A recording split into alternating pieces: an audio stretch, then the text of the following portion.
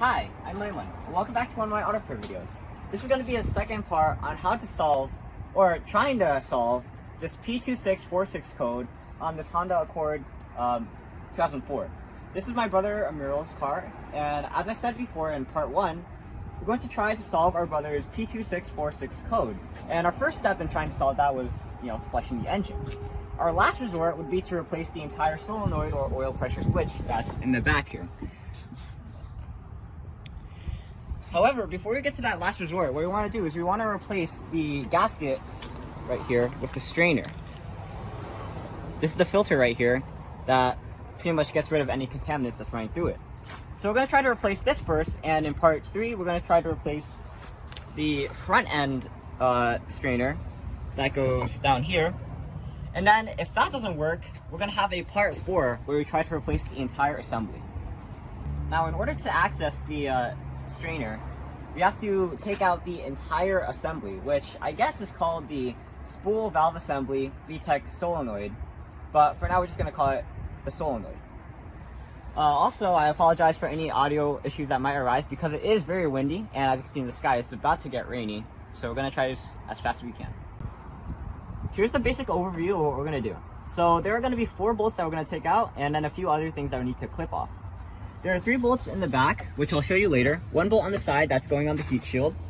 And the 3 bolts in the back are going to require a sort of wrench like this with an extension.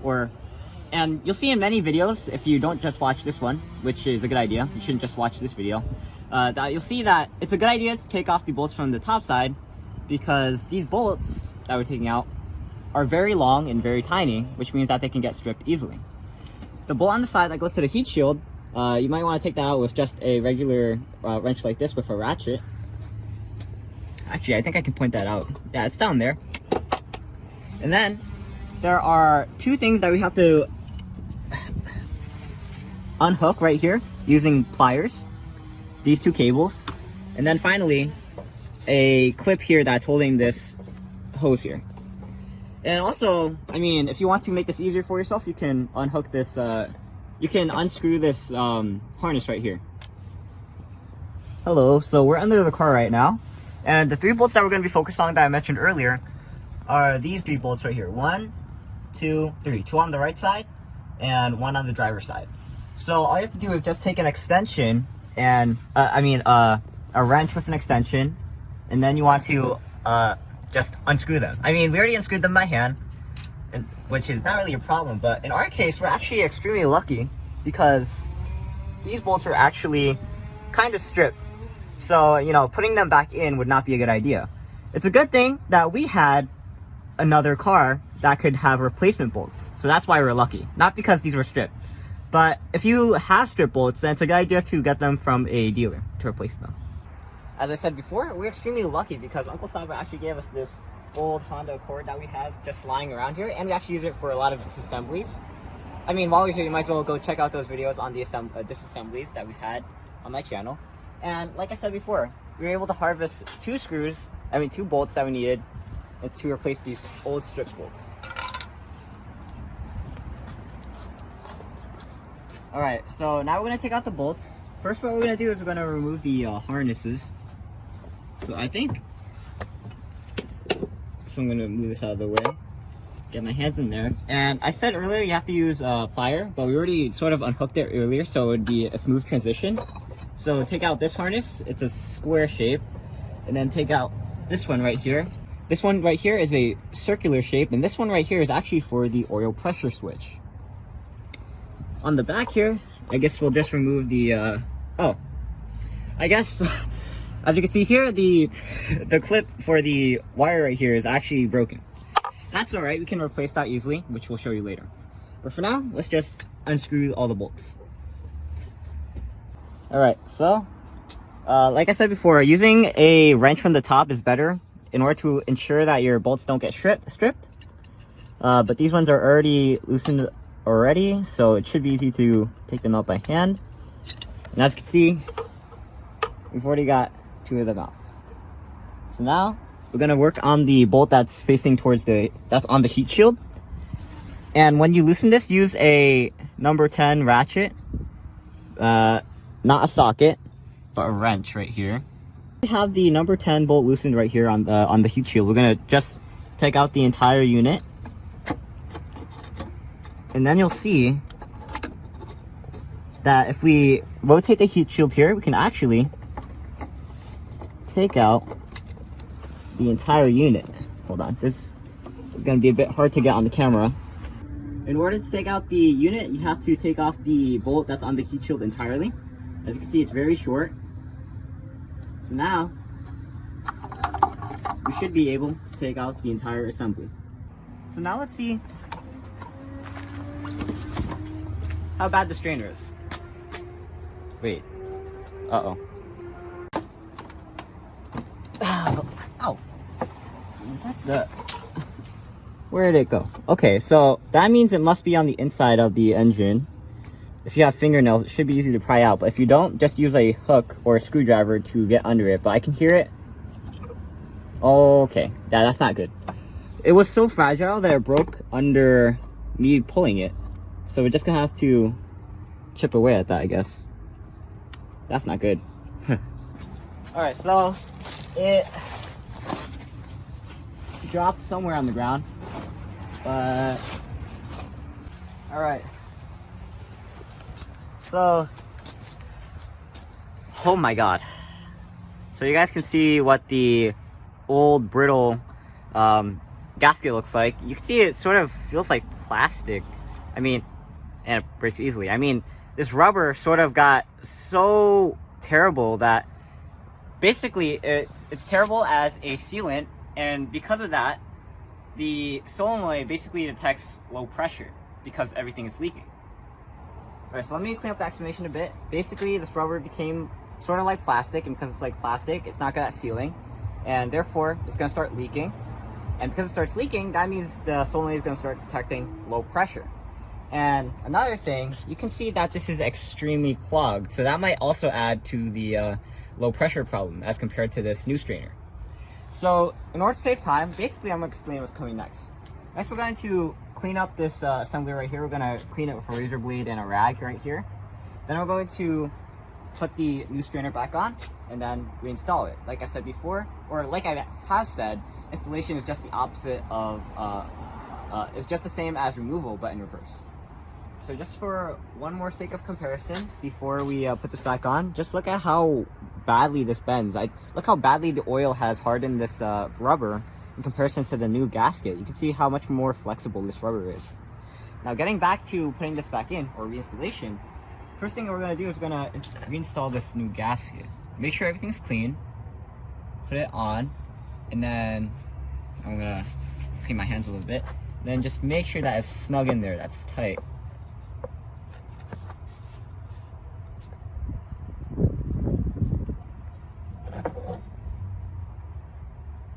Okay, there we go.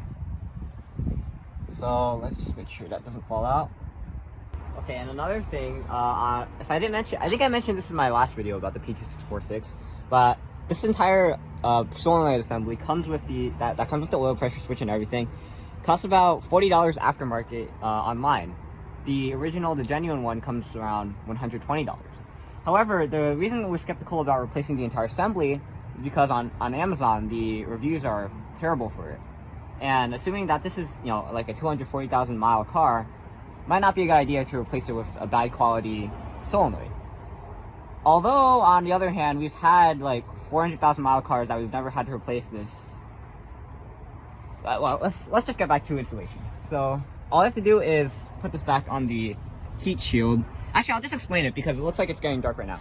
All I have to do is put this back on the heat shield, put the 10mm bolt back on, then realign it, put the other 3 bolts in, put the harnesses back in, and then we can tighten the 3 bolts in the back.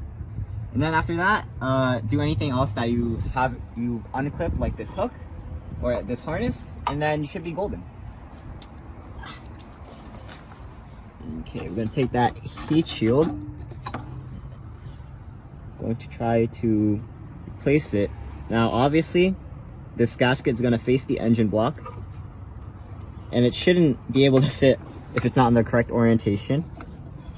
So I'm pretty sure it went like, sort of like this. Right? Yeah, okay. So you're gonna, it's pretty intuitive how it fits in. Or is it? Yeah, this is how it is. Okay, the hole's here. So that means that, okay, that doesn't stay. I'm gonna have to just try to attempt that. Sorry if you guys can't see this. Okay, I found the hole for the bolt. Now I should be able to screw it in. Okay, there we go, please. Oh, I just realized it's not facing the right way. There we go. Alright, so if you have the car already jacked up, it's probably the easiest thing to do all the bolt putting back in from the bottom, like we are doing right now. And also, think about tightening it. You pretty much just want to tighten it so it's basically snug fit. So basically 6 to 12 foot-pounds. Not too tight though, because this is a gasket. So it's probably gonna be able to do it by itself. Alright, so as you can see down here, we're replacing the old, I guess, clip that's tied around this hose right here, this cable right here, with a new one. So it should go in just like this. And we tried to cut out the old one, couldn't find a good way, so we're just going to tie it around here. There's not really much of a functionality since the wire is basically kept in by just sheer tension. So I don't know what the purpose of the clip is, but I'm just going to use that one. I think I put it in the wrong way. We're gonna correct that off camera. But after that, all I have to do is put in the cables. This one right here. You can't really put these in the wrong hole since they're different shapes. This one's circular and the other one, actually, this one goes in the circular hole.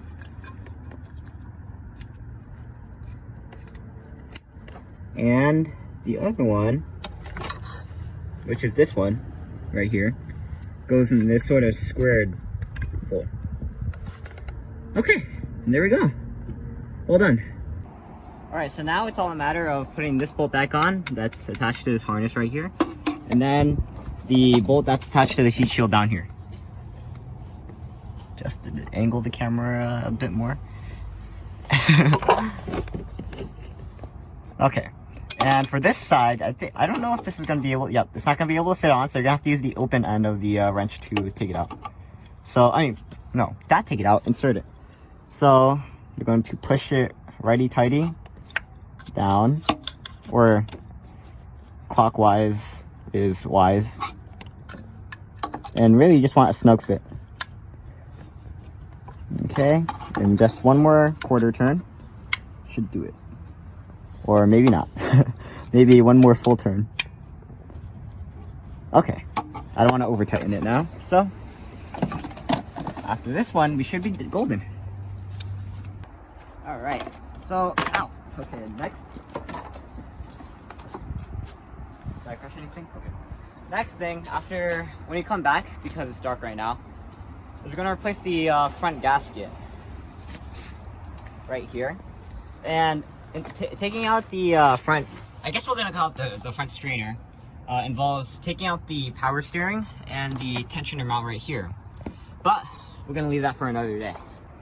Today I showed you how to remove and replace the strainer and gasket for the valve spool assembly, which contains both the oil pressure switch and the solenoid.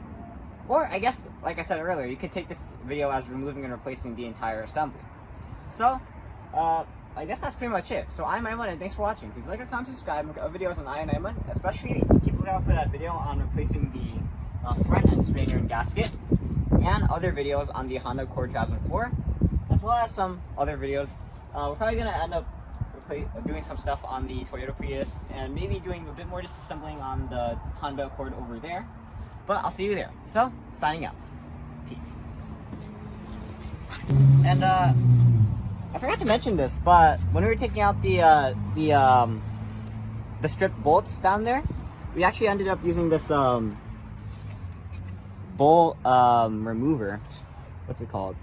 Well, it's sort of, I guess the label is stripped, but we use these sort of jaws to take it out. If you're curious on how to use it. All right, stay safe.